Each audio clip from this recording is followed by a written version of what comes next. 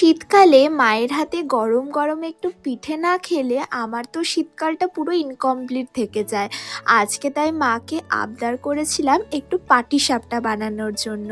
আমার তো নারকেলের পুর দিয়েই পাটিসাপটা বেশি ভালো লাগে, অনেকের আবার ক্ষীর দিয়ে। মা আজকে তাই নারকেলের পুর দিয়ে পাটিসাপটা বানিয়েছিল, তোমাদের সাথেও একটু শেয়ার করে নিই। ফার্স্টে নারকেলটা কুড়িয়ে নিয়েছে, একটা কাপ নেবে ফার্স্টে। সেই কাপের 3 কাপ পরিমাণে চালের গুঁড়ো ও 1.5 কাপ পরিমাণে ময়দা আর হাফের একটু বেশি পরিমাণে সুজি নিয়েছে। 1 চিমটে নুন ও 1 কাপ পরিমাণে চিনি নিয়ে শুকনো ইনগ্রিডিয়েন্টসগুলো ফার্স্টে মিশিয়ে নেবে। 500 ml পরিমাণে লিকুইড দুধ ইউজ করেছে, পরে লাগলে আবার ব্যবহার করেছে। একটু সব মিশিয়ে নেওয়ার পরে একটু দুধ লেগেছিল, তাই ওটা দেখানো হয়নি। অল্প একটু পরিমাণে দুধ দিয়ে হাফ কাপ পরিমাণে খেজুরের গুড় দিয়ে ভালোভাবে সব কিছু মিশিয়ে নিয়েছে। খেজুরের গুড়টা কিন্তু ব্যাটারে দিলে টেস্টটা আরও দ্বিগুণ হয়ে যায়। দেখো থিকনেসটা ঠিক এই রকম হবে।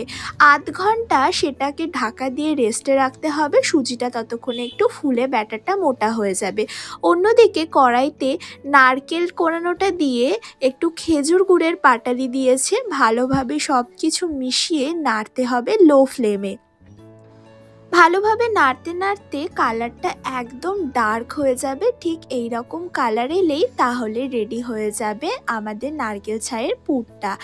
একটা চাটু বা কড়াইতে বেগুনের বোটা বা মূলোর একটু পিছন দিকে তেল লাগিয়ে ভালোভাবে ঘষে নিতে হবে চাটু বা কড়াইটাতে। আমরা কড়াইতেই করেছি। গ্যাসের ফ্লেমটা লোতে রেখে একটু ঢাকা দিয়ে দিতে হবে, এতে ব্যাটারটা ভালোভাবে সিদ্ধ হয়ে যাবে। উপর থেকে একটু নারকেলের ছাইটা দিয়ে এইরকম একটা খুন্তির সাহায্যে ঘুরিয়ে ঘুরিয়ে পাটিসাপটাটা রেডি করে নিতে হবে। এইরকমভাবে করলে পুরটা একদমই বেরোবে না। ভালোভাবে একটুখানি গ্যাসের ফ্লেমটা হাইতে রেখে উল্টে পাল্টে সেঁকে নামিয়ে নিতে হবে। দেখো কি সুন্দর বাবলস হয়েছে গায়েতে, তাহলেই পাটিসাপটা রেডি হয়ে যাবে। খুব সহজভাবেই মা শিখিয়েছে, আমি তো পুরোপুরি শিখে গেলাম। পরের বার থেকে বানাতে আর কোনো অসুবিধা হবে না। তোমরাও শিখে নাও আর খুব সহজ পদ্ধতিতেই এইরকম টেস্টি পাটিসাপটা বাড়ির সবাইকে বানিয়ে খুশি করে দাও।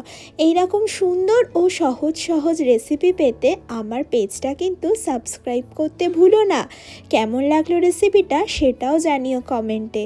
তাহলে দেখা হবে আবার আরেকটি নতুন রেসিপি নিয়ে।